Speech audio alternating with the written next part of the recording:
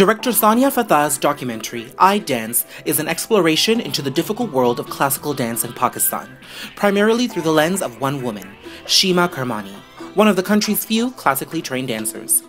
ANOKHI Pulse TV speaks to Sonya about the cultural history of classical dance in Pakistan, how it's been adopted, rejected, and banned, and its effect on the social fabric of the country's art and heritage.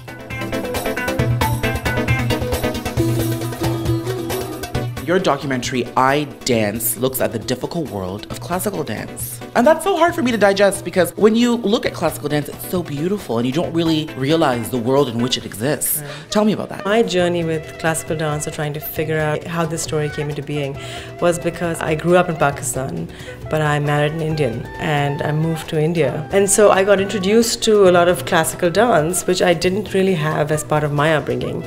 It got me thinking about identity and identity politics, because in Pakistan, classical dance was banned. But I'd known that there was this person in Karachi, Sheema Kermani, who all of us grew up knowing about, who had continued to dance and who taught a lot of students, because her politics had always been about protest.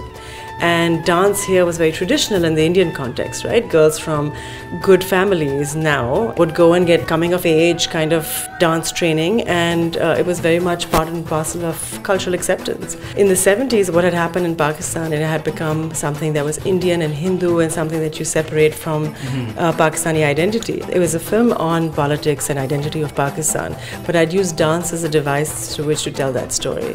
What happens to a country that has to figure out what its identity is? When we're talking about dance as a form of expression, when it's used as a form of expression in the political world, how has it rocked the world of dance? So that's a very interesting question, actually, because dance has transformed significantly. And so what do you do if you're in a country where you have a population that is 90+% Muslim, that doesn't know any of those histories, that doesn't know who Radha is or who Krishna is? But what started happening, and Sheema talks about in the documentary, is that they started taking on other inspiration.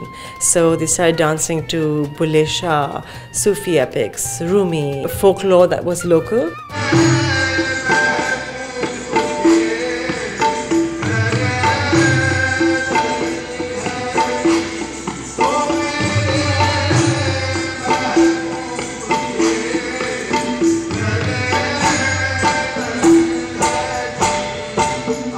How do you think your film contributes to cultural identity and fluidity and even the diaspora when it comes to India and Pakistan? I think it certainly has powerful potential. In the screenings that we've had in Bangalore and New Delhi and Karachi, the post-screening discussions have been very interesting. And I think particularly in India, where people are not very aware that there's even a dance culture in Pakistan. One of the tragedies is that the connections have been lost so much between India and Pakistan that there's a little knowledge or understanding of what happens in societies. I can imagine that the audience reactions are going to be quite divided here. You'll have those who are appreciating this art form being adapted in a new way in Pakistani culture.